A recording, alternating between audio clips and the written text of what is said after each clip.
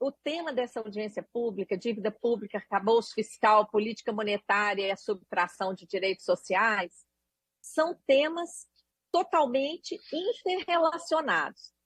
No Brasil, a gente não tem um endividamento público propriamente dito, como eu tenho falado. A gente tem um sistema da dívida, um processo que se retroalimenta de tal forma que praticamente toda receita obtida com a venda de títulos da dívida pública é consumida com o pagamento dos próprios gastos com a dívida. Então, é um sistema de retroalimentação. E é um sistema também interligado com todo o modelo econômico. Não é? A gente vai ver aqui, tanto na minha fala como dos companheiros aí que representam o setor servidores públicos, né, a Viviane e o Fabiano, o que eles estão sofrendo em função do arcabouço fiscal. E para que é o arcabouço fiscal? Para que sobre mais dinheiro para pagar essa dívida. Essa dívida, como a Auditoria Cidadã tem comprovado, é uma dívida sem contrapartida em investimentos no país. O Tribunal de Contas da União já comprovou isso em sua investigação que foi apresentada ao Senado Federal. Então, enquanto os países desenvolvidos utilizam a dívida pública para o seu desenvolvimento socioeconômico, praticando juros baixos, prazos longos, no Brasil, o sistema da dívida é alimentado por esse processo, seus mecanismos, principalmente a Bolsa Banqueiro, né, que remunera diariamente a sobra de caixa dos bancos. Lá fora, a maioria dos países praticam déficit fiscal. Aqui no Brasil, a imposição para produzirmos superávit fiscal é absurda. E, além de produzir superávit fiscal, ainda ficamos submetidos a teto. Só para gastos sociais. Para a dívida não tem teto, não tem limite, não tem controle, né? Então, se antigamente essas imposições de restrição fiscal faziam parte de acordos com o FMI, de imposições do Banco Mundial, de 2016 para cá, passou a fazer parte da legislação. Nós tivemos aí a emenda 95, a partir de 2016, que impôs o teto, e, na sequência, o arcabouço, que manteve o teto com uma flexibilidade mínima de apenas crescimento das receitas primárias em 2,5% ao ano, obedecendo ainda metas rígidas de superávit primário. Dessa forma, nós estamos vivendo uma escassez brutal, apesar de estarmos convivendo com recordes de arrecadação esse ano, todos os meses praticamente, um crescimento real de 9% das receitas federais até julho desse ano, em comparação com o ano passado. E apesar da gente ter um estoque, nós estamos mantendo há anos um estoque de mais de 5 trilhões de reais em caixa, na conta única do Tesouro Nacional, dinheiro na gaveta, em reservas internacionais, dinheiro na gaveta lá fora, e no caixa do Banco Central remunerando o banco, um dinheiro que tinha que estar circulando na economia. Esses 5 trilhões e todo esse crescimento real da arrecadação, tudo isso tem sido reservado para privilegiar o sistema da dívida, enquanto o atraso socioeconômico se agrava e se instala no país, aprofundando as desigualdades sociais, ausência de políticas adotadas, nós estamos correndo risco até de quebra do teto constitucional para saúde e educação. Não é? Do teto, não, do piso constitucional para saúde e educação. Convivemos com sucateamento do setor público em várias áreas. O pessoal do INSS pode falar sobre isso melhor do que eu, né? Colocando aí a penúria do SUS e das próprias instituições do INSS, deixando o povo sem atendimento, e os servidores públicos, que não têm tido suas reivindicações atendidas, amargam uma defasagem salarial há anos, porque sequer a reposição inflacionária tem sido reposta. Nós fizemos um cálculo, se fizesse a reposição de todas as perdas acumuladas, de todo o conjunto de servidores públicos federais, esse montante ainda seria 12 vezes menor do que o que se gastou com a dívida em um ano passado, em 2023. Então, o sistema da dívida, enquanto ele está aí com esse privilégio todo mundo está sofrendo esse sacrifício. O outro tema dessa audiência pública é a política monetária, que também atua nessa linha de garantir os privilégios para o sistema da dívida. Desde a crise fabricada que a gente denuncia, que começou lá a partir de 2014, quando o Banco Central colocou a taxa, naquela época, a taxa Selic, em 14,25, ficou nessa taxa quase 2 anos, ele enterrou a economia do Brasil. E aí a gente ainda não saiu desse buraco.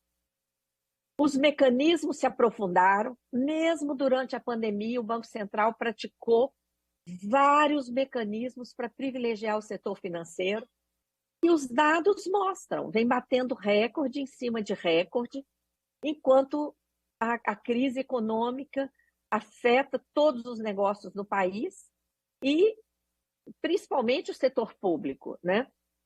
Atualmente, a Selic em 10,5%, além de estar cobrindo a inflação, está garantindo a maior remuneração real do mundo, muito acima do que o que é praticado nos países ricos.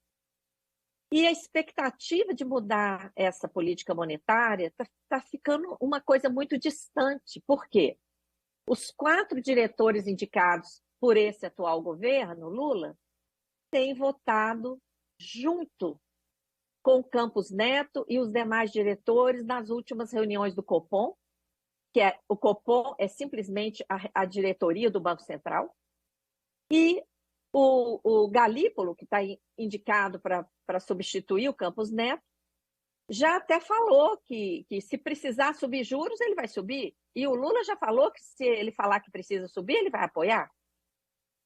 Essa política monetária, ela amarra tanto a atividade econômica, como ela significa um aprofundamento, um gasto brutal de juros com o sistema da dívida. E como é que esses juros têm sido pagos? Com a emissão de mais títulos públicos. Então, a dívida vira uma bola de neve. A dívida fica gigante porque praticamos juros impagáveis, juros insustentáveis. O Tesouro vai lá, emite título para pagar esses juros.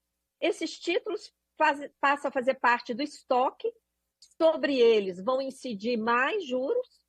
É uma dívida de juros sobre juros, sem contrapartida alguma em investimentos.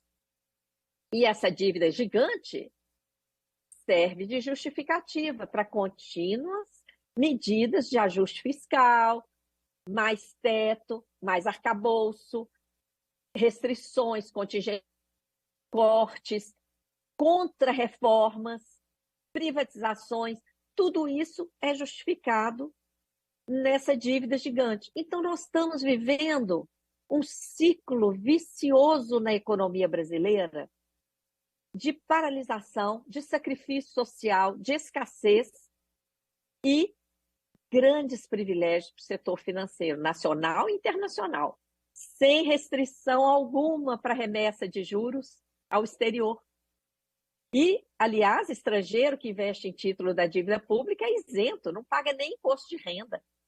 Então, o Brasil virou a farra dos especuladores internacionais, à custa de grande sacrifício do povo brasileiro e do serviço público, né? A chamada dívida pública federal interna já beira 9 trilhões de reais e tem consumido mais de 40% do orçamento federal todos os anos. Ano passado, consumiu 43,23%, 1 trilhão e 900 praticamente. A previsão para esse ano de 2024, com essa política que o ministro Haddad que, aliás, lamentável, né? Não atendeu ao convite do deputado Glauber Braga e também não mandou representante, não está nem aí para dialogar com a sociedade brasileira, mas atende os banqueiros lá no seu gabinete. A previsão para esse ano de 2024 é de 2,5 trilhões para a dívida. E o projeto de lei encaminhado por esse governo com a lei orçamentária para 2025 reserva 2 trilhões 529 bilhões para a dívida. Com a aprovação aí pela Câmara dos Deputados do esquema de securitização, essa situação pode se agravar ainda mais, porque o que é a securitização? Uma espécie de consignado de recurso público, ou seja, o volume de recursos para a dívida vai aumentar ainda mais e por fora do orçamento, tá? Então, o Banco Central vem mantendo essa política monetária, agora baseando numa expectativa do mercado financeiro, tá? Eu estou vendo aí a sinalização que o meu tempo está se esgotando, né? 1 minuto a mais ou esgotou? Fica à vontade, Maria Lúcia, estamos aqui te ouvindo, o tempo de 10 minutos já se completou, mas não tem problema, utilize o tempo que considerar necessário para a sua conclusão. Ótimo, eu já estou quase concluindo. Só terminar essa conclusão aqui sobre essa questão da política monetária, que para deputado Glauber, o Banco Central tem mentido para a sociedade brasileira descaradamente. Usa a questão da inflação como justificativa para manter juro alto. Manter juro alto não serve para controlar o tipo de inflação que existe no Brasil. O tipo de inflação que existe no Brasil, ela é provocada por aumento dos preços administrados pelo próprio governo, combustíveis, energia, planos de saúde, alimentos. Subjuro não faz baixar esses preços. Subjuro só vai continuar enterrando a economia brasileira, explodindo a dívida pública e fazendo a dívida pública ser usada para justificar todos esses mecanismos. O resultado dessa política desastrosa, suicida, praticada pelo Banco Central, é essa subtração de direitos sociais, né? Teto para privilegiar esses gastos com a dívida e escassez, sacrifício brutal. E ainda estamos convivendo com o risco de novas reformas da Previdência. Uma já passou no Senado, agora está aí na Câmara, a PEC 66, de 2023, que instala uma reforma da Previdência no âmbito de estados e municípios. E a implantação de medidas nefastas nos estados também, como regime de recuperação fiscal, além de tudo que está sendo feito na esfera federal. Diante desse cenário, o que fazer? Tem que enfrentar o sistema da dívida, porque ele é estrutural nessa política desastrosa, nessa política suicida. Como que a gente vai enfrentar o sistema da dívida? Com dados. E qual a ferramenta que nos traz esses dados? A auditoria. De forma incontestável. Tanto é que a auditoria cidadã está aí há 24 anos, sofremos muita tentativa de desqualificação, mas nunca provaram que estaríamos errados. Ninguém provou que a gente está errado, muito pelo contrário. Não é? É incontestável, porque a gente só utiliza dados oficiais e prova o privilégio do sistema da dívida em detrimento do desenvolvimento socioeconômico brasileiro. Então, nós temos que continuar com a luta da auditoria da dívida, com participação social, com apoio, não é, das entidades que estão aí, que nos apoiam e que continuem apoiando, e precisamos aumentar ainda mais essa luta, precisamos estabelecer limite de juros em lei, denunciar esse esquema da securitização e divulgar todas as lutas sociais que estão acontecendo, como temos feito no âmbito da campanha nacional por direitos sociais, que precisa crescer ainda mais, né? E vamos continuar nessa linha.